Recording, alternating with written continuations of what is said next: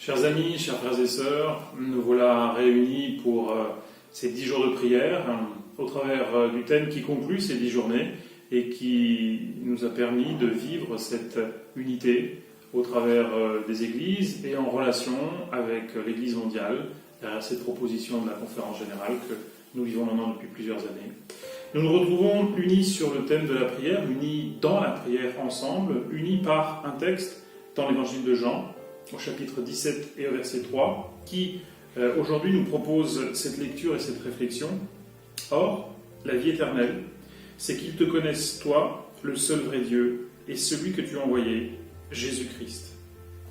Ce texte nous resitue, nous enracine dans notre éternité, dans ce projet de création, d'amour que Dieu avait aux origines, et nous replace dans ce lien, cette proximité avec le Père au travers du Fils. Rencontrer le Fils, c'est le rencontrer au travers de sa parole, c'est le rencontrer au travers de la prière. Et c'est au travers de la parole, pouvoir le prier avec ses mots. Dietrich Bonhoeffer n'opposait pas l'étude de la parole plus raisonnée à la prière, qui est un moment d'expérimentation, de vécu de la foi,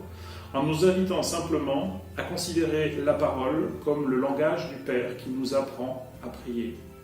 Comme un enfant apprend à parler la langue de ses parents, les termes, les mots de ses parents, ainsi la parole nous présente un langage qui façonne, qui modèle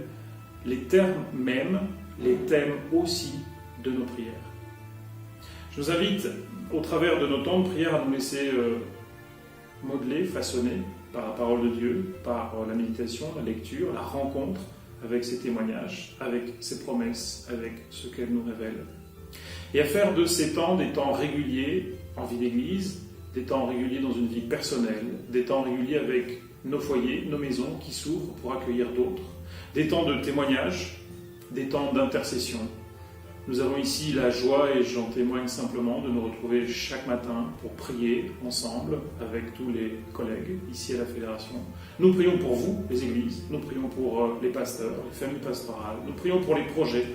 des églises, nous prions aussi pour les situations difficiles, délicates qui nous sont présentées.